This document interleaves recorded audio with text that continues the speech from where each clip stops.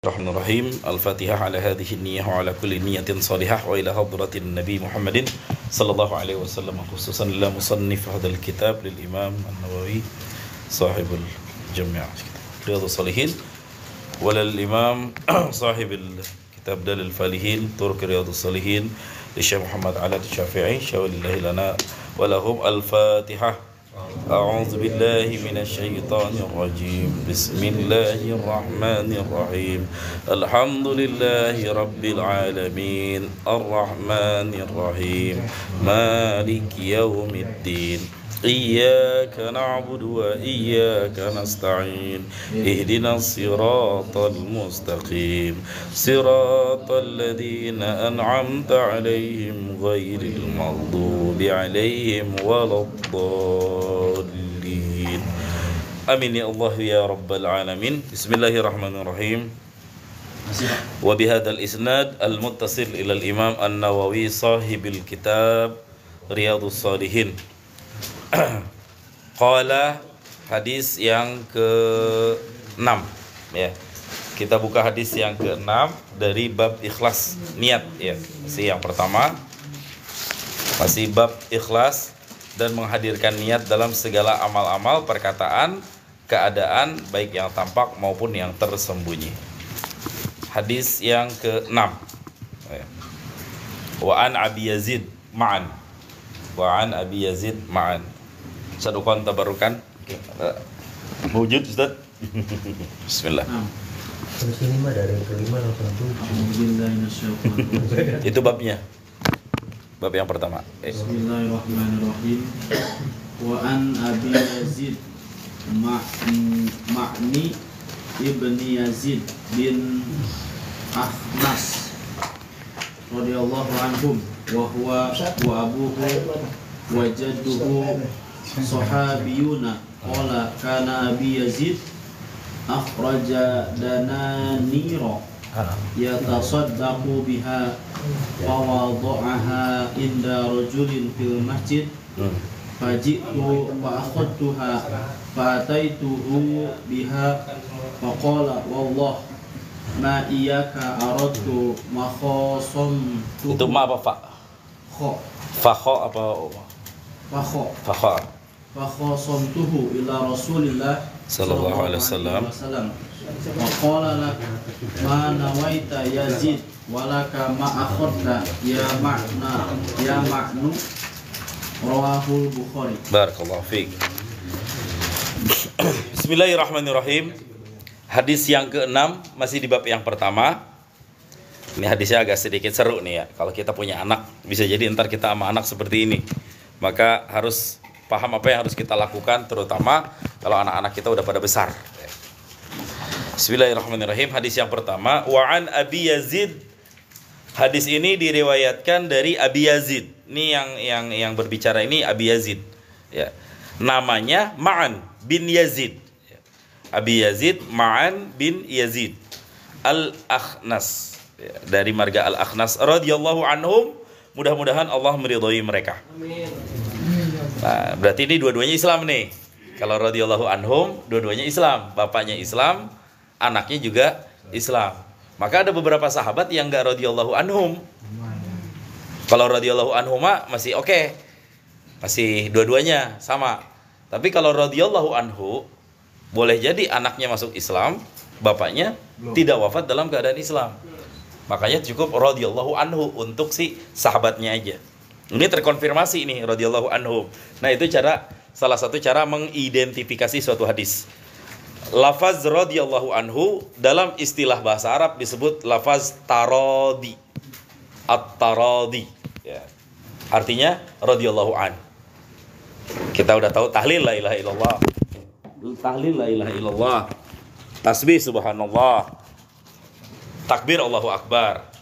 Tarji' innalillahi wa inna ilaihi raji'un. Hauqalah la haula wala quwata illa billah. Taradi radhiyallahu an. Terserah antar anka, anhu, anha, anhuma, anhum. Itu kondisional. Salam. Nah, radhiyallahu anhu, mudah-mudahan Allah meridhoinya. Siapa sih Abu Yazid? Siapa sih Yazid ini? Wa huwa abuhu wa jadduhu sahabiyuna. Mangga. Masya Allah.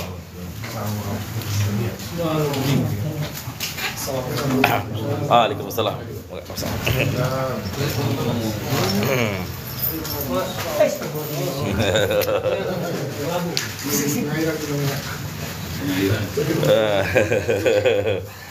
Enggak, Kang Juli tadi pojok kosong, Kang. Teman-teman, mangga hatur nuhun yang udah bergabung silahkan di share-share di tap-tap. Barakallah. Kita ngaji kitab hadis Riyadhus Shalihin bersama para jemaah majelis di sini. Teman-teman yang ingin nyimak dari awal sampai akhir silahkan. Selama 2 jam ke depan saya akan menemani insyaallah. Tapi nanti saya nggak bisa interaktif untuk naik ya. Tapi saya baca kalau ada pertanyaan yang masuk insyaallah. Baik. Makasih yang udah di tap-tap layarnya. Barakallahu fikum. Insyaallah. Bantu teh, bantu. Baik. Enggak, Pak Lukman. Radhiyallahu anhum, mudah-mudahan Allah meridhoi mereka. Nah, ini kan yang jadi masalah radhiyallahu anhum. Hum itu kan banyak. Kalau radhiyallahu anhuma 2 orang, bapak sama anak, ya. Ini kenapa kok disebutnya radhiyallahu anhum? Berarti lebih dari 3 nih.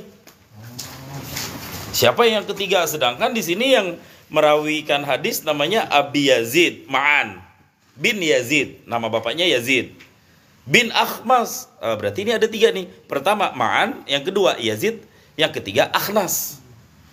Nah, radhiyallahu anhum, mudah-mudahan Allah meridhoi ketiganya. Ketiganya bapak Ma'an, yang kedua bapak Yazid, yang ketiga bapak Akhnas. Berarti 3 nih.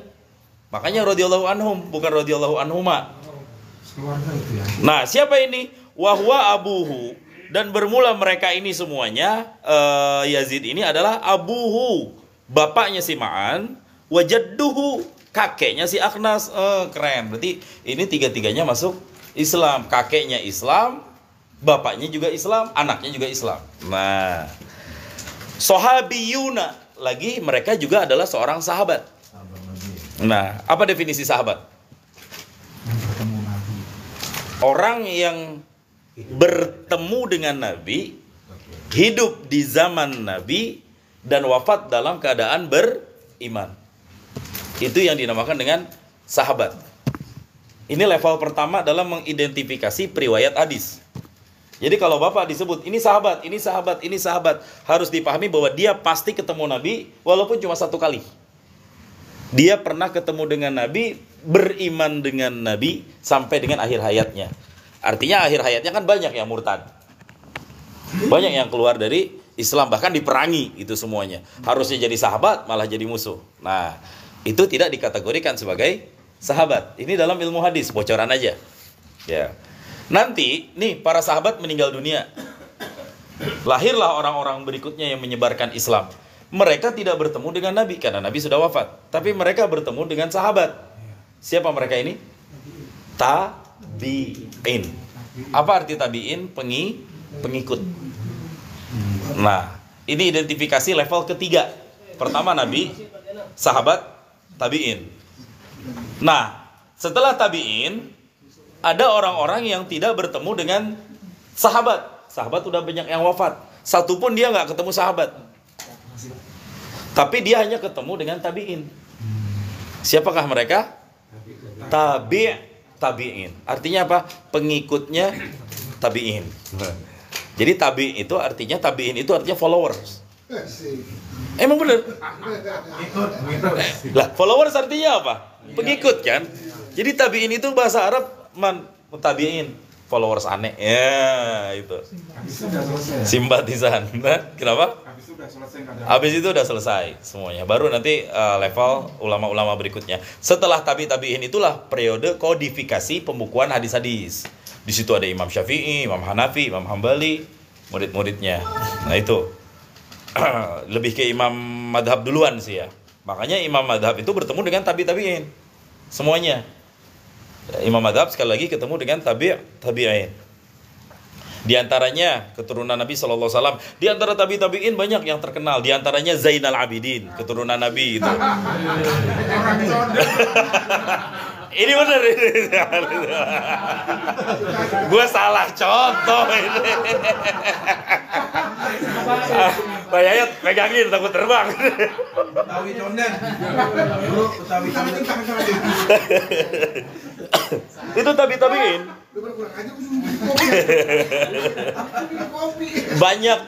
Banyak namanya disebut dalam kitab-kitab hadis ya. Sekarang teka-tekinya begini. Ini mungkin nggak di semua fakultas dipelajarin, Pak. Nggak di semua fakultas. Tapi beberapa fakultas Islaman itu ngajarin. Terutama fakultas hadis. Karena saya kebetulan juga bergelut di fakultas hadis. Ada orang-orang yang hidup di zaman Nabi. Artinya dia dapat jahiliyah. Dia bertemu di zaman jahiliyah. Kemudian dia masuk Islam. Tapi dia nggak ketemu sama Nabi. Padahal dia hidup sama Nabi. Ya. Dia tahu ada Nabi, cuma sampai wafatnya baginda Nabi, dia belum pernah ketemu Nabi. Ya. Tapi dia beriman, sampai wafatnya beriman. Apa orang ini disebutnya? Masuk dalam level mana orang ini? Tabi'in kah? Tabi'in atau sahabat? Iya, itu semua periwayat pasti dik. Periwayat itu level-levelnya kan ada dari mulai nabi, sahabat, tabiin, tabiin, seterusnya sampai pencatat hadisnya, imam pencatat hadisnya.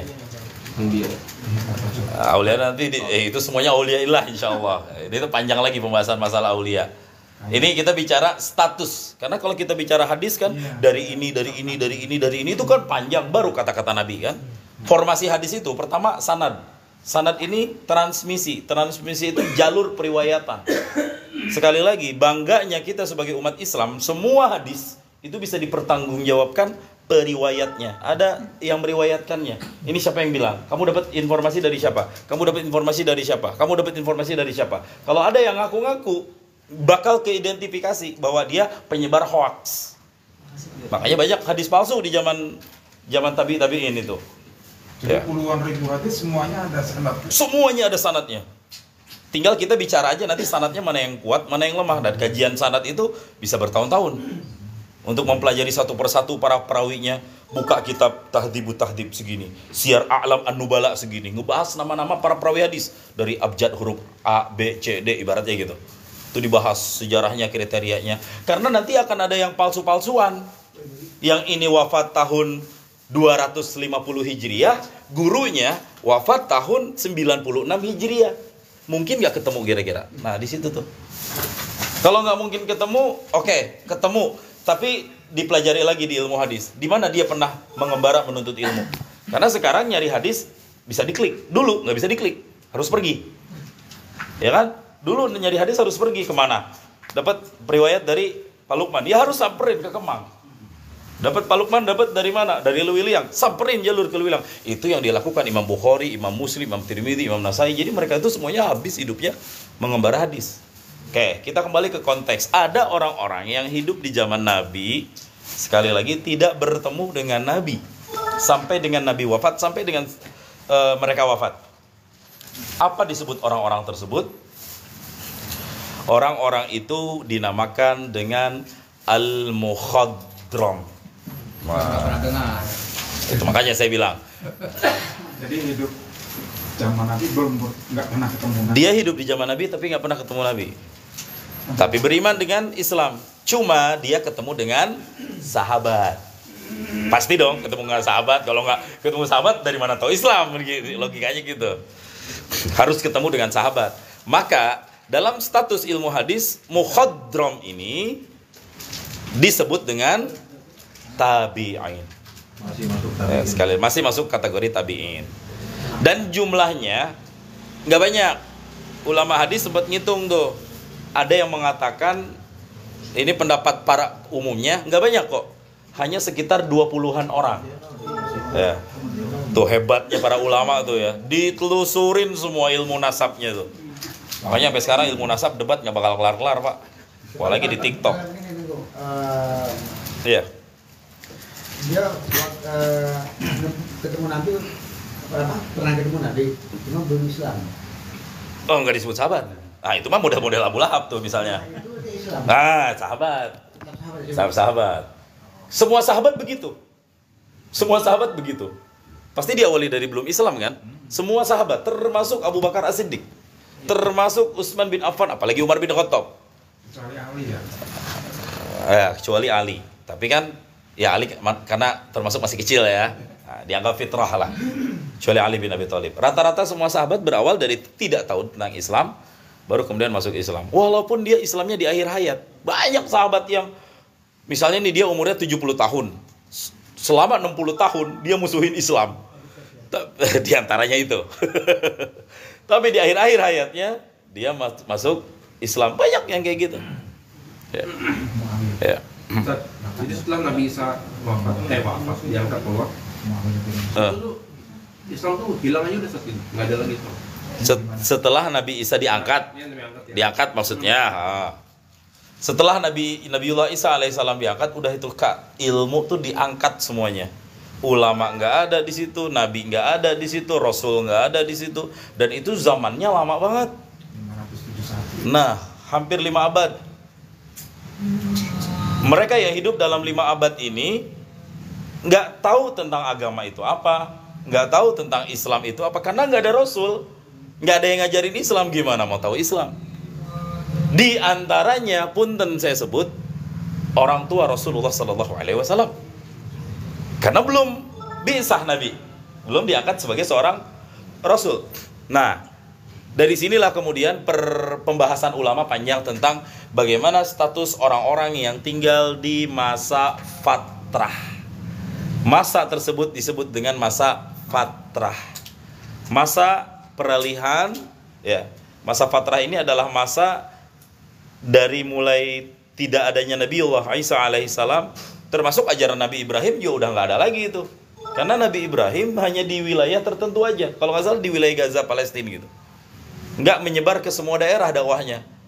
Itu udah pernah saya ceritakan kemarin. Misal ini dianalogikan, ada nabinya di Makassar, tentu dakwahnya tidak akan nyampe ke orang-orang yang tinggal di Kediri. Ada nabi yang tinggal di Banyuwangi, tentu nggak sampai ke orang-orang yang tinggal di Kampar Riau misalnya. Nah, seperti itu dakwah waktu zaman dulu. Sampailah kemudian Rasulullah SAW kemudian berdakwah dan Islamnya bisa menyebar kemana-mana. Dan detik ini tidak ada yang tidak tahu tentang Islam. Itu berkat perjuangan siapa? Perjuangan para sahabat Nabi. Makanya jarang nemuin sahabat Nabi makamnya ada di Mekah atau Madinah. Pasti pada di luar-luar. Contoh sahabat yang akan kita bahas di hadis kedua nanti. Ya. Sayyidina Ali aja makamnya nggak ada di Mekah Madinah kan? Nah, kecuali Abu Bakar Siddiq, Umar, itu wajar karena memang beliau jadi khalifah pengganti gitu ya. Nah, itu yang dimaksud dengan sahabat. Mereka yang bertemu dengan Nabi dan wafat dalam keadaan beriman kepada Nabi Sallallahu Alaihi Wasallam. Adapun orang-orang yang hidup di zaman Nabi, ahlan wa sahlan Ustadz Ahmad. Adapun orang-orang yang hidup di zaman Nabi tidak sempat berjumpa dengan Nabi, tapi wafat dalam keadaan beriman, mereka disebut al-mukhadramun, yang jumlahnya tidak banyak, hanya sekitar 20-an orang. Dalam terminologi ilmu hadis, mereka dikategorikan sebagai tabi'in. Ya. Artinya apa? Tidak berjumpa dengan Nabi, tapi berjumpa dengan sahabat. Even sezaman dengan Rasulullah Sallallahu Alaihi Wasallam. Iya. Oleh yang tabi'in ini, cuma sering bertemu Nabi dan sahabat. Enggak.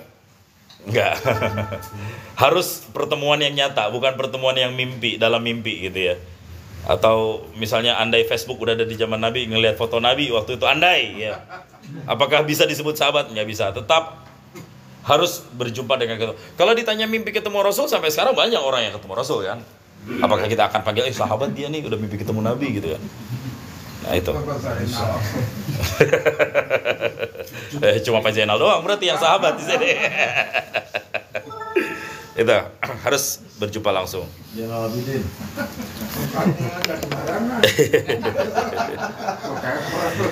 Ahla. Al-Mukhadramun. Khadram sama aja. Bukan hadram ya. Kalau hadram nanti orang Hadramaut Yaman. Ini pakai khadram, beda tuh, beda tipis banget tuh. Baik, sahabiyun nih tiga-tiganya, Ma'an, Yazid dan Akhnas ini adalah sahabiyun, berarti semuanya ketemu Nabi Muhammad SAW.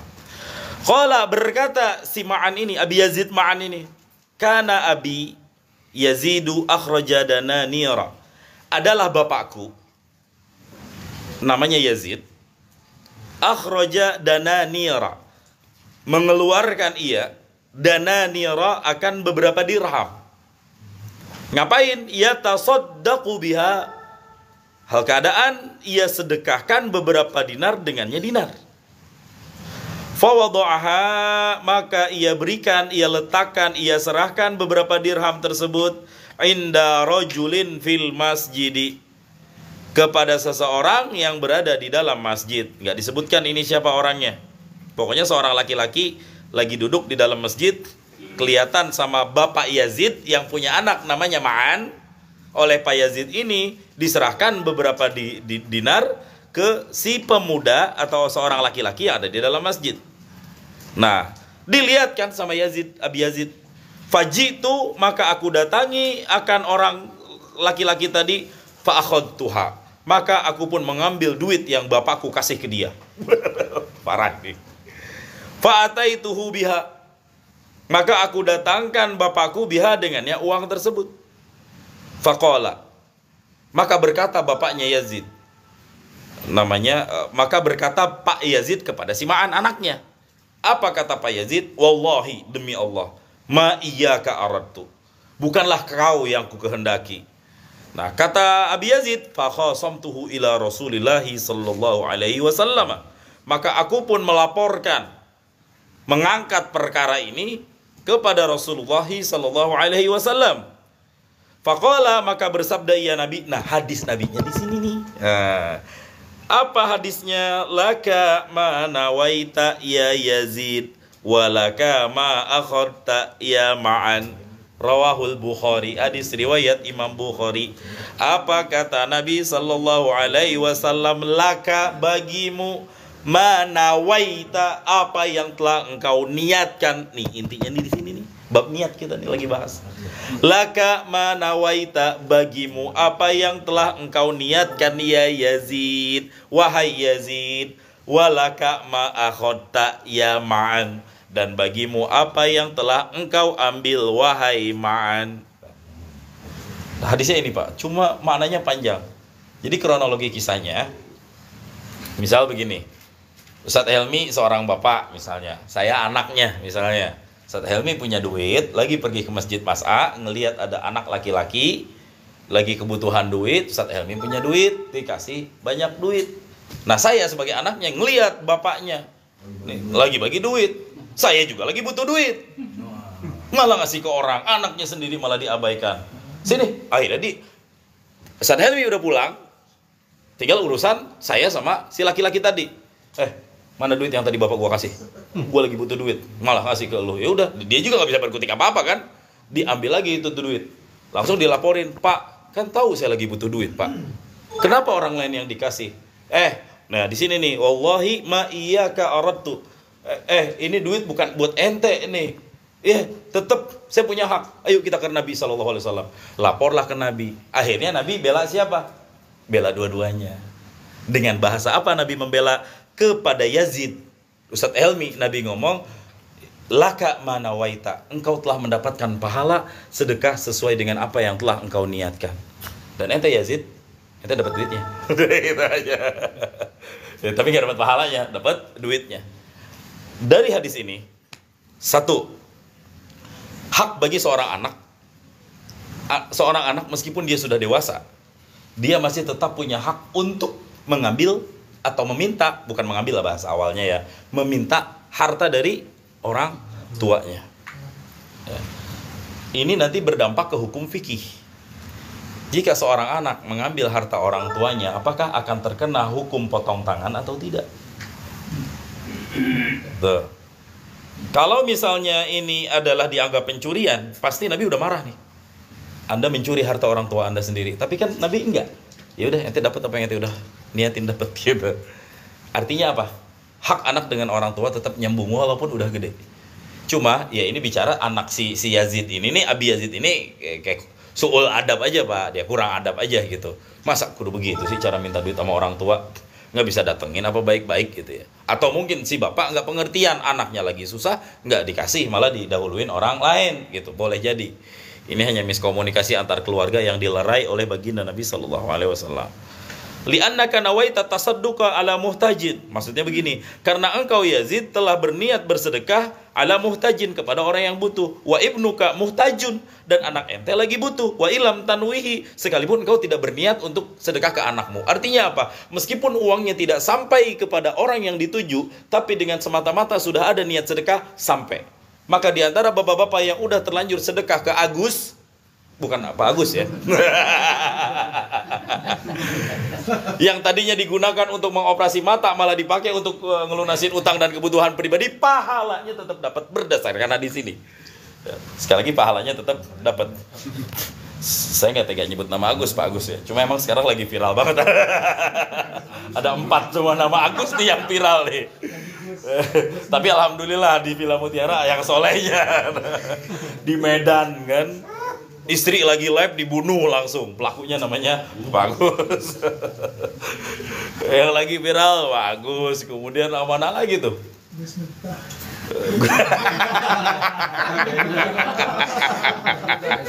Okoh eta mah Bagus. Yang terakhir yang Agus Buntung tuh julukannya tuh di ya Allah. Tapi hebat tuh Agus Buntung. Dia nggak pernah main tangan dia. Ini cuma yang tahu-tahu aja Pak ya, yang nggak update di sosmed mohon maaf ini. Ya, jadi insya Allah intinya kita tetap sudah mendapatkan pahala sedekah, insya Allah. Nah itu. Baik, kita lanjut ke, ada sampai sini ada pertanyaan? Ya. Ya. Kalau motil duit orang tua berarti nggak apa-apa ya? Gimana? Kalau motil duit orang tua berarti nggak apa-apa ya? Dosanya tetap harus disampaikan dulu. Beda kalau nyolong beda ya. Tapi bukan dosa karena mencuri, tapi dosa karena tidak ada adab pada orang tua. Tapi itu tidak sepenuhnya bisa dikategorikan sebagai pencurian uang. Karena memang orang tua punya hak untuk terus memberikan pendidikan kepada anaknya, nafkah kepada anaknya sekalipun anaknya udah besar. Gitu. Bapak punya anak perempuan. Misalnya kita punya anak gadis. Anak kita udah nikah. Tapi dia belum tinggal serumah, bahkan belum malam pertama sama lakinya. Itu anak masih tetap di bawah nafkah bapak. Walaupun dia udah dinikahin. Sekali lagi itu bukti bahwa memberikan nafkah kepada anak itu nggak kenal waktu. Sampai kapanpun dia resiko bongana itu punya anak gitu. Kita pun begitu ke orang tua kita. Nah, karena nanti kalau kita buka bab jinayat, Pak, kan nanti kan ada diat 100 ontak tuh. Kalau ngebunuh sengaja terus dimaafin kan kudu bayar 100 ontak. Bayangin berapa miliar tuh. Nah itu dalam syariat pun tidak dibebankan sendirian ke dia. Keluarganya juga ikut berpartisipasi untuk meringankan. Biar kerasa susahnya bersama-sama. Itu sebenarnya kalau dilihat di aturan. Cuma nanti kita bahasnya di fikih ya. Di bab paling terakhir tuh jinayat tuh. Setelah nikah, setelah muamalat, baru tuh jinayat semuanya.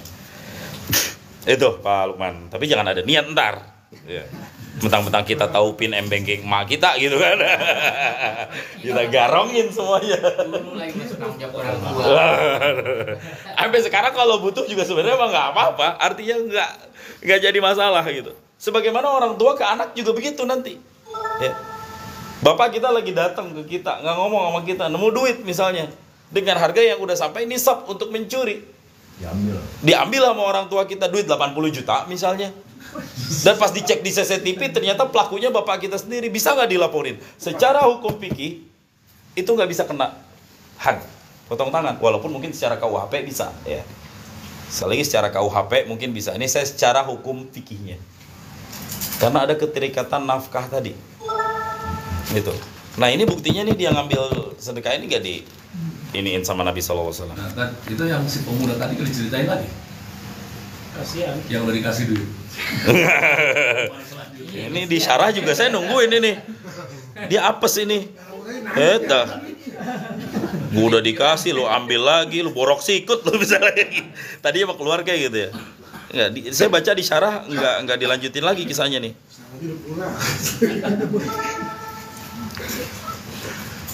Nah, kalau di dalam syarah faji'tuhu, maka aku datangi dia, artinya seseorang, fa'akhadtuha.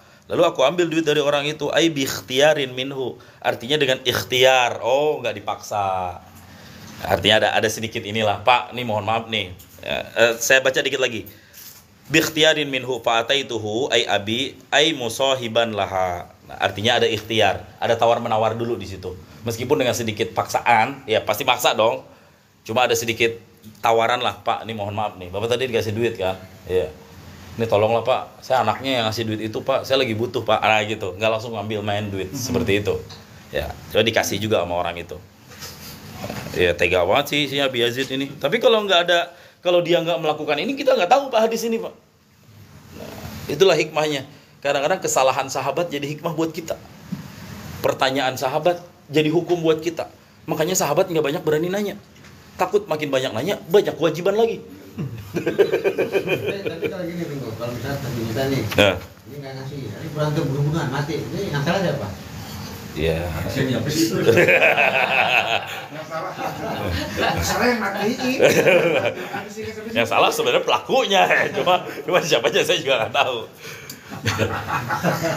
Nah nanti di bab jinayah ada lagi tentang masalah orang tua membunuh anak, anak membunuh orang tua. Nanti akan ada di situ karena orang tua asal, anak furu. Ini bukan berlaku di hukum positif sekali lagi ya, hukum Indonesia. Kalau hukum Indonesia tetap penjara semuanya. Anak bunuh orang tua bunuh anak, anak bunuh orang tua kena pasal semuanya. Nanti di fikih itu ada rinciannya. Baik, hadis berikutnya tadi kita udah baca hadis yang ke-6. Sekarang hadis yang ke-7. Udah kayaknya cuma 2 hadis doang nih. Ini agak sedikit panjang tapi keren ya hadis ini. Baik, ada yang bawa kitab Ayo Pak. hadisnya? Dibaca. Bapak ada? Nggak apa-apa. Itu bahasa Arab atau bahasa Indonesia? Bahasa Indonesia ini. Ada yang bahasa Arabnya?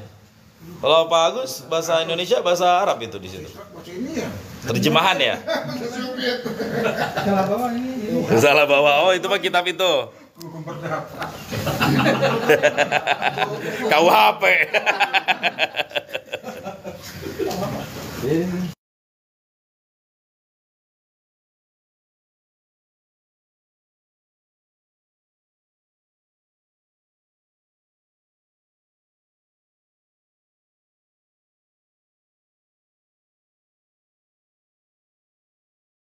Bismillahirrahmanirrahim. Wa an Abi Ishaq Sa'di bin Abi Waqqas, Malik bin Uhayb bin Abdi Manaf bin Zuhrah bin Kilab bin Murrah bin Ka'ab bin Lu'ay. Lu'ay nggak ada lagi. Al-Quraisy Az-Zuhri radhiyallahu anhu. Ahadil asyari mashhud lahum bil jannah radhiyallahu anhum. Qala ja'ani Rasulullah sallallahu alaihi wasallam ya'uduni ama hijjatil wada' min waja'in ishtadabi faqultu ya Rasulullah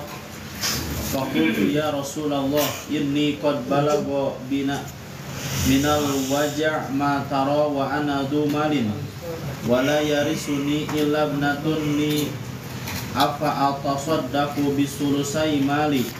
Qala la qultu fashatru ya Rasulullah. Faqala la qultu fasulusu ya Rasulullah. Qala as-sulusu wa sulusu kasirun au kabirun innaka antadara warataka a'liya khairu min an tadarahum ala yatakaffafuna nas wa innaka lan tunfiqa nafaqatan tabtagi biha wajhallah illa ujirta 'alaiha hatta ma taj'alu fi imra'atika Fi imra'atika itu. Ada enggak? fi imra'atika. Qala faqultu ya Rasulullah ukhallafu ba'da ashabi. Qala innaka lan tukhallafa fa ta'mala 'amalan tabghi wajhallahi illa zdadta bihi darajatan wa ri'fatan wa la'allaka an takhallafa hatta yantafi'a bika aqwamun wa yudhara bika akharuna. Allahumma amdi li ashabi hijratahum wala tarudduhum ala aqabihim. Lakinil ba'si Sa'ad ibnu Khawlah yarsilahu Rasulullah sallallahu alaihi wasallam an mata bi Makkah. Muttafaqun alaih. Barakallahu fiik. Masyaallah. Baik. Hadis ini diriwayatkan dari Abi Ishaq Sa'ad bin Abi Waqqas, ya. Pernah mungkin mendengar nama ini ya? Jadi nama kunyahnya adalah Sa'ad bin Abi Waqqas. Wafatnya di Irak loh, Pak. Wafatnya di Irak. Ya. Wafatnya di Irak. Sa'ad bin Abi Waqqas Malik. Oh, berarti namanya Malik. Ya. Bukan. Malik bin Uhaib. Abi Ishaq kunyahnya Sa'ad bin Abi Waqqas Malik bin Uhaib. Ini keturunannya nih ya. Maksudnya bin Malik, bin Uhaib, bin Abdi Manaf, bin Zuhrah, bin Kilab, bin Murrah, bin Ka'ab, bin Lu'ay, bin Ghalib al-Qurashi az-Zuhri. Artinya apa? Ini nasabnya Sa'ad bin Abi Waqqas ini ketemu dengan nasabnya Nabi. Ini Bapak kalau udah disebutin nama-nama berurutan nih dari mulai Abdi Manaf ya. Kemudian Kilab, Murrah, Ka'ab, Lu'ay, Ghalib, Fihr. Ini udah teringat aja bahwa ini adalah keturunan kakek-kakeknya baginda Nabi Sallallahu Alaihi Wasallam. Artinya apa? Abdu Manaf ini masih nyambung nasabnya dengan Rasulullah Sallallahu Alaihi Wasallam. Nah, walaupun tidak secara garis linear langsung, cuma dari uyutnya, uyut yang keberapa ini ya? Kelima. Bahkan disebut pamannya Nabi juga beliau, cuma dari pihak ibu. Jadi Sa'ad bin Abi Waqqas paman Nabi dari pihak ibu, dan banyak sekali keistimewaan satu sahabat ini. Ini beliau yang meriwayatkan hadis ini. Nah, namanya tuh ya, bin Abi Waqqas, bin Uhaib, bin Abdi Manaf, bin Zuhrah, arti Zuhrah tuh bunga, ini keren. Bin Kilab. Kilab kalau diterjemahkan ke bahasa Indonesia tahu nggak Pak artinya apa? Kalbun. Apa kalbun? Hati itu kolbun. Kalau pakai K, anjing. Bin Kilab, bin anjing. Lah ini Kilab. Tapi ntar ada alasan kenapa dinamakan Kilab. Bin Murrah, bin Ka'ab, bin Lu'ay, bin Ghalib. Jangan ditempelin ke situ tapi ya. Nah, ini saya menarik nih Pak nih, di dalam sampai saya tandain. Su'ila a'rabiyun, ditanya orang-orang Arab. Lima tusammauna abna'akum bisyarril asma. Kenapa sih kalian memberikan nama untuk anak-anak kalian bisyarril asma, dengan nama yang jelek-jelek? Nahu contohnya kalbun, dhibun, anjing, serigala. Jadi zaman dulu juga Pak, nggak kayak kita. Kita juga sama Pak. Orang tua zaman dulu Pangki namanya. Enggak, itu mah Franky yang kekini-kinian Pak. Saya banyak baca nasab-nasab orang-orang kita di sini, bin Pangki, bin apa lagi tuh.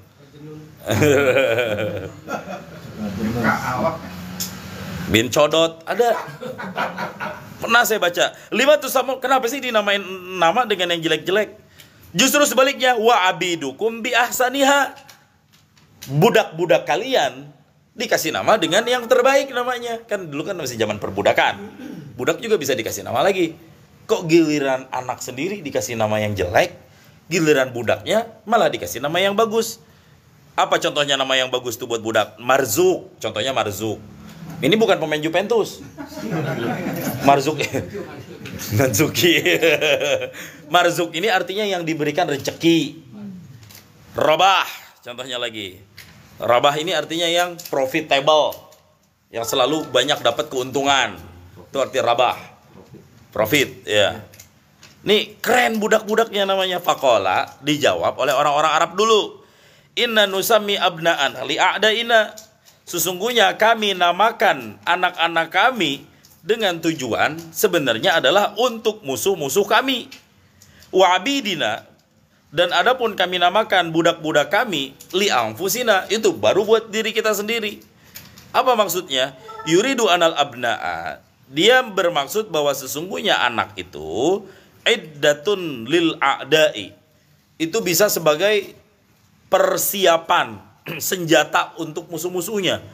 Wasihamun fi nuhurihim, dan bisa menjadi panah untuk menusuk menikam mereka semuanya.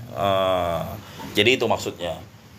Namain nama anak gunting itu biar dia bisa gunting musuh-musuhnya nanti. Itu. Misalnya Pengki biar bisa nyapu sampah tetangganya. Diserok. Fakhtaru lahum hadhil asma, maka mereka pun memilih nama-nama ini. Wa kilabun hadza, adapun nama kilab ini yajtami'u fihi nasabu abin nabi, berkumpul padanya nasab bapaknya Nabi, wa ummihi, dan ibunya Nabi sallallahu alaihi wasallam. Wa ismu kilabin, dan nama aslinya kilab itu bukan kilab, dia punya nama asli. Namanya adalah Hakim. Nah, cuma dipakai julukannya adalah kilab. Sama kayak kita juga. Habib Rotan gitu kan. Kayak yang ngasih saya Rotan itu kan. Itu bukan berarti beliau nama aslinya di KTP.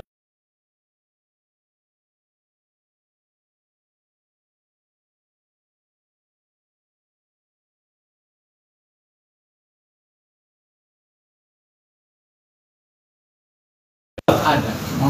Ya anak anjing dia. Kayaknya Arab ya ini. Kalau ini Ustaz, nama-nama Arab zaman dulu itu sering dipakai lagi gitu. Diulang-ulang lagi ke anak-anaknya. Tabarukan itu. Tabarukan di dinasti Muawiyah aja berapa kali ada Yazid 1, ada Yazid 2. Dia punya bapak misalnya Muhammad bin Yazid bin Muhammad bin Yazid lagi, gitu-gitu terus gitu. Ingin mengambil kebanggaan nama bapaknya. Dan itu berlaku di semuanya, Pak. Mengambil tuah dari leluhur ini berlaku di semuanya. Bukan cuma di Islam. Di Vietnam berlaku Nguyen. Satu negara namanya Nguyen semuanya di pemain sepak bola itu kemarin. Kalah lagi 1-0. Nguyen Siang Fau, Nguyen Ping Wow, Nguyen Ling Kiang, Nguyen semua. Apa saya kepo Nguyen itu apa sih? Artinya mereka itu pengen mencari keberkatan dari nama pembebas atau leluhur-leluhurnya zaman dulu gitu. Saya nggak tahu deh itu masuk dalam kategori marga atau enggak ya. Ya, intinya mungkin apakah orang yang tidak bersedarah dengan marga itu bisa pakai nama Nguyen? Kalau marga kan kalau kita udah jelas ya, kita di Indonesia berlaku banget di beberapa suku ya. Nah, untuk mengetahui periwayat hadis pertamanya itu Yazid 1, 2, 3 itu dari mana Pak? Dari kitab hadis. Sama begitu ya. Dari kitab hadis. Dari Abdullah aja ada 4 sahabat Nabi. Yang terkenal, belum yang gak terkenal. Abdullah bin Auf, Abdullah bin Umar, Abdullah bin Abbas. Ya. Itu semuanya Abdullah semua tuh. Kalau makanya orang Arab pakai bin. Kalau manggil itu pakai bin. Karena kalau nggak pakai bin banyak namanya sama. Pabelit pasti. Gitu. Nah, itu kebiasaan orang Arab seperti itu. Makanya di sini dikasih nama panjang-panjang kan. Dijelasin nih. Ini yang pasti ditanya nih. Ini udah dijawab. Nama Sa'ad kan banyak. Sa'ad bin Ubadah, ya kan? Sa'ad bin Khawlah, Sa'ad bin Abi Waqqas bin Malik bin Uhaib bin Abdi Manaf bin Zurah. Ini mah gak bakal kepelintir ke orang lain. By name, by address langsung gitu. Nah, seperti itu. Taunya dari kitab hadis. Kemudian ada lagi nama di sini Ibnu Ka'ab. Ibnu Ka'ab ini bin Ka'ab ya. Awwaluman jama'a yaumal arubah kana tajtami ilaihi Quraisy fi hadzal yaum fayaktubuhum wa yadhkuru bima fa'asin nabi wa yu'allimuhum annahu min walidihi wa ya'muru bitba'il imani bihi. Keren nih, Ibnu Ka'ab ini adalah orang yang pertama kali mengumpulkan manusia pada hari Arubah. Arubah itu adalah nama hari yang sekarang jadi berubah nama hari Jumat. Di zaman jahiliyah namanya bukan Jumat tapi hari Arubah, ada Dubar dan lain sebagainya. Itu pernah saya jelaskan di khutbah Jumat di sini. Arubah itu hari Jumat. Karena tajtami ilaihi Quraisy, si Ka'ab ini ngumpulin orang-orang Quraisy fi hadzal yaum pada hari ini. Fayaktubuhum, dia khutbah tuh.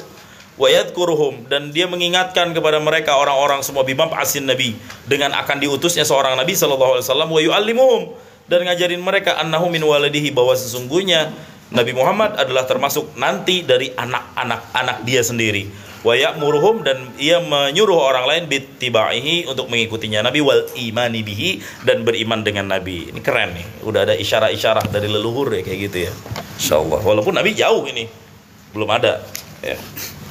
Baik. Kemudian ini masih bicara tentang Sa'ad. Ahadil asyratil masyhudi lahum bil jannah. Sa'ad bin Abi Waqqas ini adalah ahad, salah satu al-asyarah dari 10. Asyarah itu artinya 10. Ahad itu yang satu.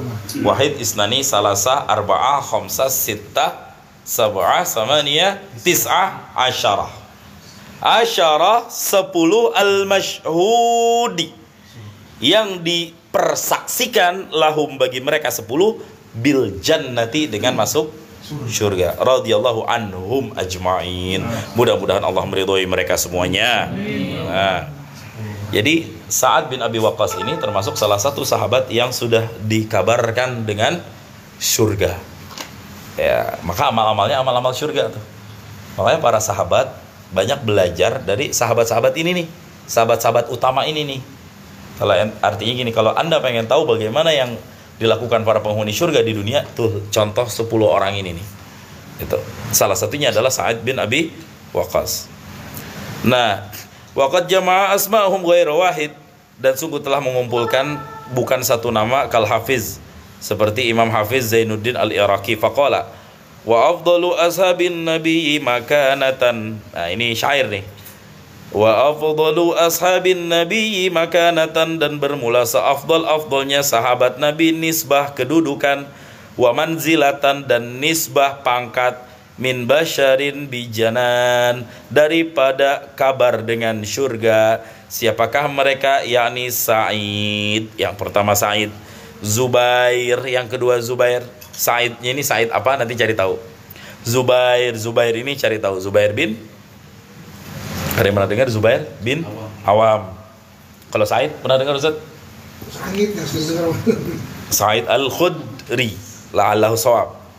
Utsman, kemudian Utsman, tahu dah ini mah, Utsman bin Affan. Amir, dan juga Amir, ini maksudnya mungkin Umar di sini. Ali, kemudian Ali ibnu Auf, kemudian Abdurrahman bin Auf.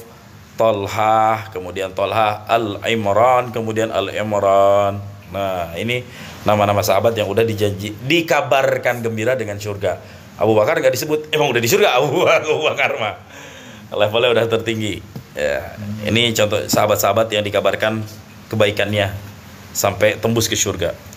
Wa ahadus sittati ashabi syura, dan juga Sa'ad bin Abi Waqqas ini salah satu sahabat 6 dewan pertimbangan. Nah, di zaman Sayyidina Umar, beliau itu punya dewan pertimbangan. Ibarat kita tuh wan timpah, dewan pertimbangan khalifah. Ini bahasa saya ya, bentar. Bukan utusan khusus. Kalau utusan khusus bahaya, Pak. Kalau utusan khusus bahaya. Jadi Sa'id bin Abi Waqqas ini masuk dalam 1 dari 10 sahabat dan 1 dari 6 sahabat dewan syura'nya Amirul Mukminin Umar bin Khattab. Umar bin Khattab kalau mau ada kebijakan-kebijakan dikumpulin 6 orang.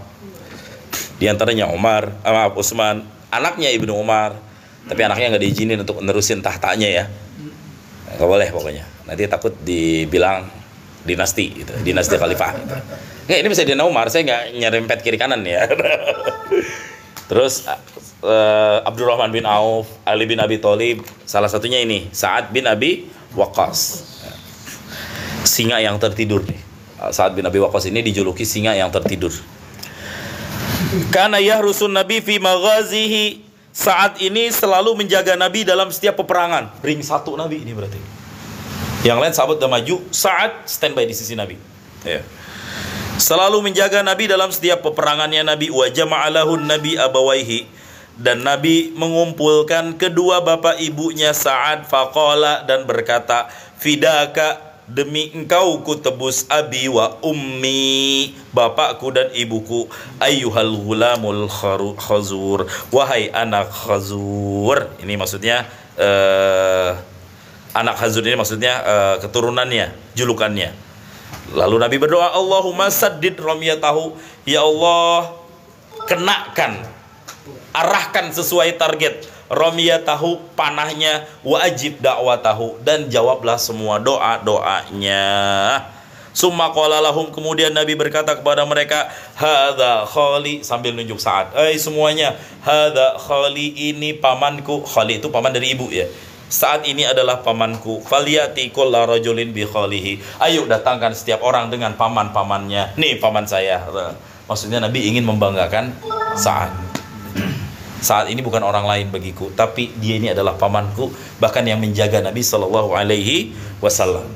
Dan Nabi mendoakan kepada Sa'ad, karena Sa'ad itu orang yang pertama kali memanah dalam Islam, dan orang yang pertama kali keluar darah dalam peperangan dalam Islam, dalam jihad peperangan. Orang yang pertama kali terkena darahnya adalah Sa'ad bin Abi Waqqas.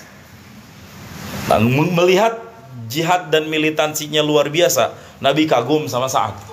Pokoknya nggak ada yang boleh nyolek Nabi jika terjadi peperangan. Ring satu urusan sama saya. Dan Sa'ad selalu berdoa setiap pengen manah, dan dia orang yang pertama kali memanah dalam Islam. Ya Allah, mudah-mudahan kena ya Allah. Nah, ntar ada di depannya di wada'alahu Nabi SAW bisyifai min jarahin kan Nabi fasyufiya. Nabi kan saat keluar darah tuh, Nabi mendoakan Sa'ad, ya Allah sembuhin lukanya Sa'ad, sembuh seketika, langsung berkat doa Nabi SAW. Wa huwa awwalu man ara qadaman fil Islam, dia adalah orang yang pertama kali keluar darah dalam pertempuran dalam Islam. Ini Sa'ad nih.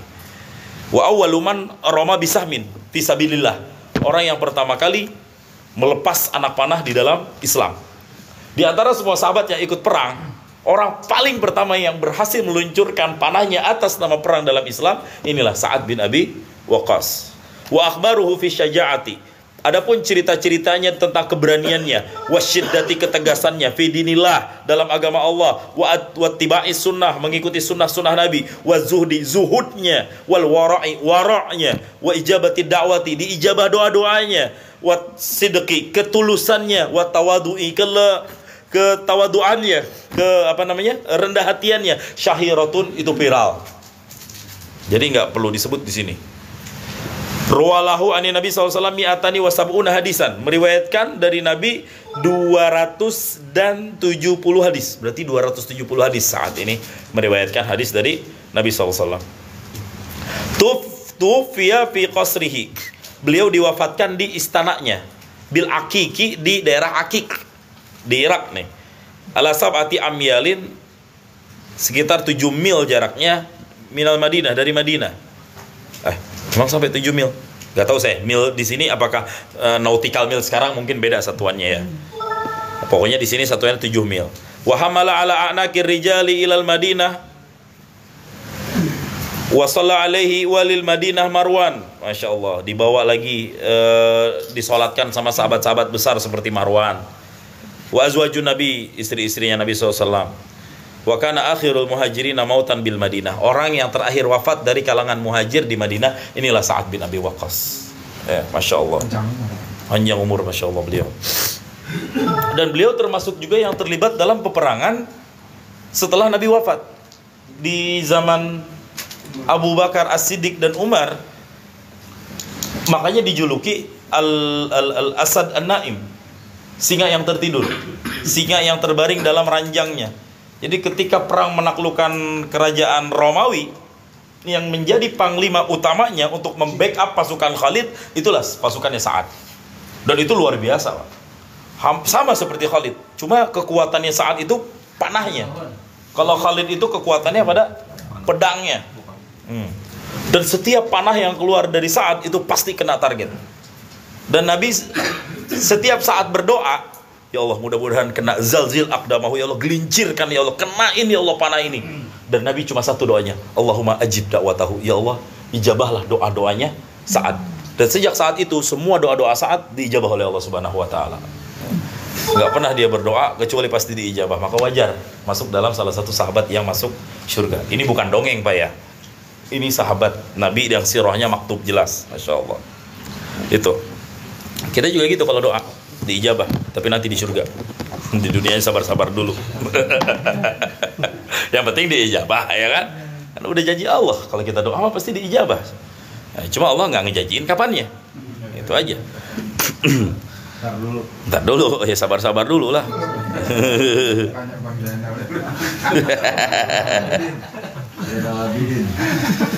Sampai kapan?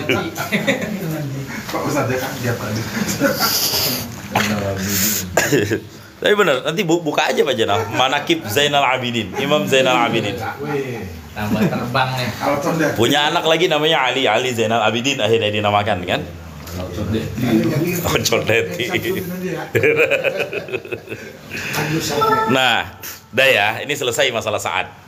Jadi saat ini saya ceritakan sedikit biografinya. Baru nih, apa yang dikatakan oleh Sa'ad. Nah, ini kita baru masuk ke hadisnya. Ja'ani Rasulullah sallallahu alaihi wasallam ya'uduni. Telah mendatangiku Rasulullah sallallahu alaihi wasallam ya'uduni. Hal keadaan Rasul itu yang menjenguk aku. Nabi datang kepadaku dan Nabi menjenguk aku. Kapan waktunya? Ama hijjatil wada'i. Pada tahun terjadinya haji wada'. Apa itu haji wada'? Haji goodbye. Perpisahan. Bahasa Arabnya goodbye wida'an, Pak. Selamat tinggal. Kalau kita pengen nyebut dalam bahasa Arab, goodbye dalam bahasa Arab wida'an. Goodbye. Berarti haji wada', haji goodbye. Cuma enggak enak aja diterjemahinnya. Maksudnya haji perpisahan. Kenapa?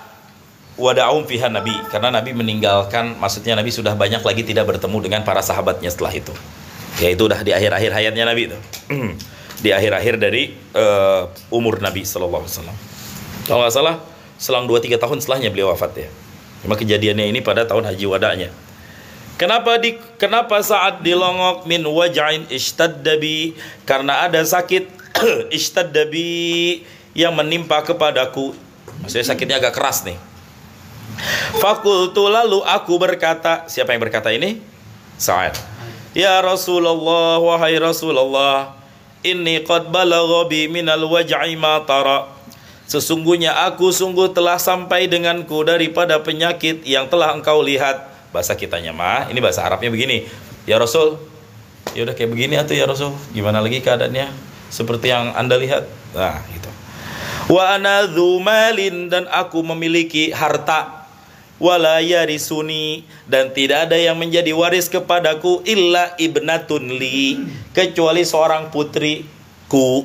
Maksudnya kecuali putri milikku. Berarti dia hanya punya satu orang anak perempuan. Nah, illa ibnatun li afa atasaddaqu bisulusai mali. Apakah boleh aku bersedekah dengan sepertiga dari hartaku? Qala, saya baca dulu sampai selesai. Qala, berkata Nabi SAW, la, enggak boleh. Kultu, lalu aku berkata, fasyatru ya Rasulullah, kalau gitu setengahnya deh ya Rasulullah. Faqala, Nabi berkata, Nabi bersabda, la, juga jangan. Kultu, terus aku berkata, fasulusu, sepertiganya ya Rasulullah. Tadi 2/3 ya. Sepertiganya ya Rasulullah. Qala as-sulusu was-sulusu kasir. Sepertiga itu banyak, au kabirun, ataupun besar. Lalu Nabi mengatakan, innaka intadara warathataka aghniya'a. Sesungguhnya engkau, jika engkau tinggalkan ahli warismu dalam keadaan kaya, khairun, itu lebih baik min antadarahum, daripada engkau tinggalkan mereka ahli waris alatan, dalam keadaan miskin, yatakaffafunan nas, meminta-minta kepada orang-orang, ngemis-ngemis ke orang-orang. Wa innaka lan tunfiqa nafaqatan, dan sesungguhnya engkau tidaklah menginfakkan satu nafkah, tabtaghi biha wajhallah, yang engkau berharap dengannya pahala dari Allah, illa, kecuali ujirta 'alaiha, engkau pasti akan diberikan pahala atasnya, hatta ma taj'alu fi imra'atika, sampai segala sesuatu yang masuk ke dalam bibir istrimu, mulutnya istrimu, maksudnya yang dimakan oleh istri kita, itu jadi nafkah, jadi sedekah buat kita. Qala, berkata, Fakultu ya Rasulullah, aku berkata ya Rasulullah, ukhallafu ba'da ashabi, apakah aku ditinggalkan setelah sahabat-sahabatku?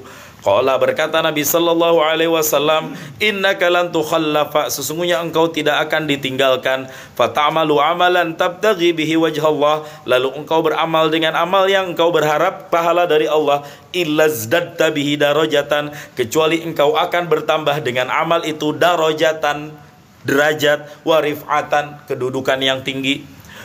Wala'allaka an tukhallafa, dan bisa jadi engkau saat ditinggalkan, maksudnya ditinggalkan di Mekah, enggak diajak hijrah ke Madinah karena beliau sakit nih kan. Wala'allaka an tukhallafu, dan bisa jadi engkau ditinggalkan hatta yantafi'a bika aqwamun, sampai bisa mengambil manfaat denganmu oleh beberapa kaum, wa yadurru bika, dan mudarat dengan sebabmu akharun, yang lainnya. Allahumma mdili ashabi, lalu Nabi berdoa, ya Allah, lalukanlah sahabat-sahabatku hijratahum, hijrah mereka, wala taruddahum ala aqabihim, jangan engkau kembalikan mereka seperti sebelumnya. Lakinil ba'isu, akan tetapi yang paling menderita adalah Sa'ad bin Khawlah. Yursilahu Rasulullah, berduka kepadanya Rasulullah, an mata bi Makkah, beliau wafat posisinya di Mekah. Muttafaqun alaih. Dah hadisnya itu Pak. Ini pelajaran yang bisa kita ambil, kita bongkar sedikit-sedikit. Yang pertama, ini ceritanya saat lagi sakit, dan beliau nggak tahu apakah ini sakitnya sakit untuk akhir hayatnya atau bukan. Dan beliau cuma punya anak satu orang doang. Maksudnya buat anak saya udah jangan banyak-banyak, warisnya nanti nggak usah. Lebih baik harta yang banyak beliau sedekahkan kepada yang lain, 2/3-nya lah ya. Kata Nabi, jangan banyak, ya setengahnya deh kalau gitu ya Rasul, jangan. Atau 1/3-nya juga jangan. Nah, lalu Nabi mengatakan, lebih baik kau tinggalkan keluargamu dalam keadaan kaya setelah engkau mati, daripada mereka harus ngemis, miskin, minta-minta ke orang-orang. Nah, ini menjadi dalil bahwa ketika kita, mohon maaf ya, di ambang hayat kita suatu saat nih, kalau misalnya kita pengen merasakan tanda-tanda kematian yang nanti akan datang ke diri kita, kalau bisa bagi wasiat secara adil. Jangan sampai kita menulis wasiat yang menyakiti perasaan anak-anak kita. Ya. Karena boleh jadi ada, karena wasiat makan sebelum mati. Kita wasiat untuk anak yang pertama dapat ruko 2. Untuk anak yang kedua dikasih sawah 2 petak. Tapi 1 petaknya itu lebih dari misalnya 1/2 hektar. Lumayan. Yang ketiga dia nggak minta banyak-banyak, cuma dikasih rumah doang. Kebetulan rumahnya di dekat Jalan Jenderal Sudirman. Giliran yang keempat dikasih tanah, itu juga di bloknya rumah Ustadz Ukon paling ujung lagi misalnya. Udah jalannya rusak, rumah banyak yang nggak jadi-jadi, dan misalnya gitu kan. Tentu yang sakit kan anak yang terakhir. Tentu yang terakhir. Nah, dalam posisi seperti ini, bolehkah wasiat dituliskan dengan cara seperti itu? Jawabannya nggak boleh, haram. Ya. Wasiat tetap harus diberikan secara adil. Kalau udah terlanjur gimana? Kalau udah terlanjur, bagi adil secara waris mutlak. Kalau waris ini udah nggak bicara suka nggak suka ya Pak ya? Itu udah secara hukum Allah Subhanahu Wa Taala. Jadi wasiatnya bisa ditinggalkan ya? Jadi wasiat wajib ditinggalkan. Mau ikut mana? Wasiat dari manusia. Waris perintah Allah. Mau ikut manusia atau ikut Allah? Nah, dalam hal itu. Nah, maka kita nih, kalau Bapak nih, mohon maaf nih ya, nih saya bukan provokator nih. Kalau Bapak punya hak waris dari orang tua kita yang sudah nggak ada, dan kita belum apa-apa. Kalau warisan nih ya, saya mah alhamdulillah nggak ada urusan Pak. Ya, mudah-mudahan panjang umur semuanya. Ya kan ada waktunya juga sih. Ada waktunya. Tapi mungkin ada yang merasa. Apa artinya? Kalau di antara kita ada yang merasa punya hak waris dari warisnya kita, sahibul waris, ya orang tua yang udah nggak ada, dan kita masih punya hak, boleh nggak kita minta haknya? Boleh dan wajib Pak. Boleh dan wajib. Dan buat kita nih, ini buat kita nih, kalau kita jadi anak pertama atau yang dituakan, Jika orang tua kita misal sudah nggak ada, terus kita punya adik yang pengen minta hak warisnya, kita nggak boleh nahan-nahan, Pak. Karena itu juga ada hak dia. Dosa, Pak. Kita nahan-nahan hak waris untuk yang lain. Dosa. Meskipun dengan dalih demi menjaga kerukunan. Nggak bisa. Justru itu hak dia. Anda menahan sama dengan Anda sedang menciptakan konflik. Anda sedang menahan hak orang lain. Artinya apa? Bagi dulu. Gitu. Kalau mau dihargain, hargain dulu. Ini ada rumah misalnya, nilainya ya katakan contohlah 200 juta misalnya. Ya udah, anaknya keempat minta haknya, ya udah kasih duit aja dulu. Jadi tinggal nanti keluarga yang lainnya yang ngurus ngelola rumah itu. Nah, terus kalau misalnya dibagi secara wasiat, boleh nggak? Boleh, tapi dengan catatan mereka harus tahu bagian adil dalam warisnya dulu seperti apa. Jangan sampai begini. Ini di wasiat, gue cuma dapat 100 juta nih. Tapi kalau ngikutin waris, gue dapat 600 juta nih.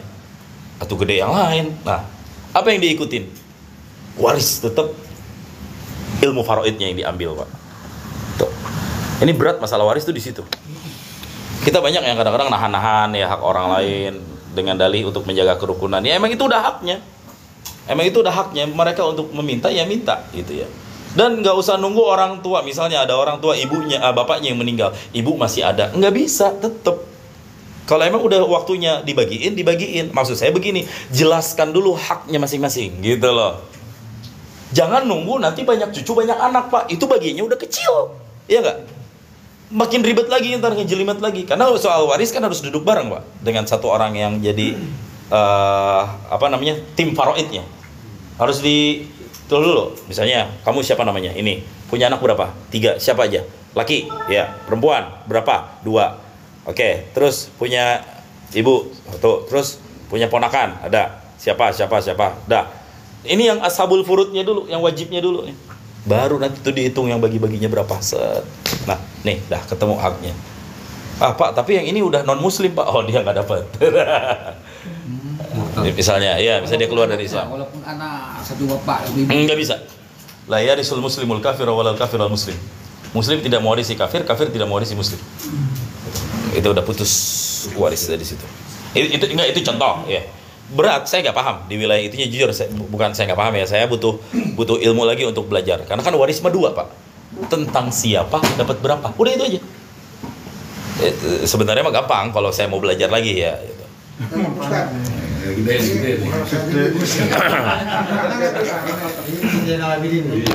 laki maunya sama. Oh iya. Maunya sama. Itu udah keras, udah bicara duit men. Nah dia bicara pada umumnya ya, kalau ada terjadi keributan kadang-kadang pokoknya makanya dibagi setengahnya lu dua, kalau ada cerita gitu jual bagi rata, maunya begitu. Ridho nggak semuanya? Yang belum ya Ridho. Ya lakinya ridho nggak? Ridho. Saya Itu dulu intinya. Ini banyak kasus. Ya, ini baru-baru ini saya baru bulan 12 kemarin. Ridho. Yang penting enggak Mas, boleh nggak ngebagi rata? Kan perempuan kan mislah hazil unsayain ya, beda ya dengan laki-laki kan. Kalau laki-laki 2, perempuan 1. Boleh nggak dibagi rata dengan cara seperti itu? Jawabannya boleh, dengan catatan setiap orang sudah harus tahu berapa bagian dasarnya. Dihitung dulu. Nah ente, misalnya kita punya adik perempuan gitu ya, lu mah kudunya dapatnya cuma 50 juta.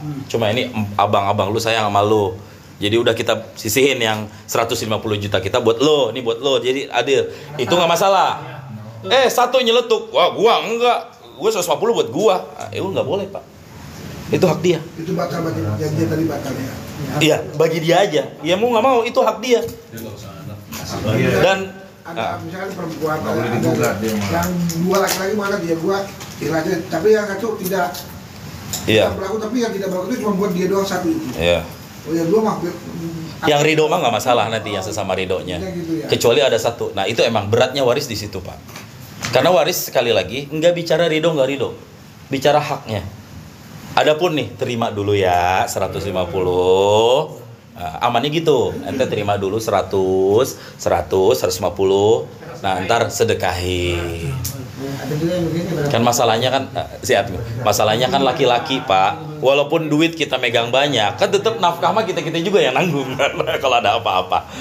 Perempuan nggak ada kewajiban kasih ke kita nantinya. Gimana Gue Iqbal? Ini ada juga pendapat itu mungkin bagi-bagi juga sama mungkin bagi-bagi. Ini jadi pembagian agama dulu. Iya. Selesai agama. Iya. Baru dia fokus ke dunia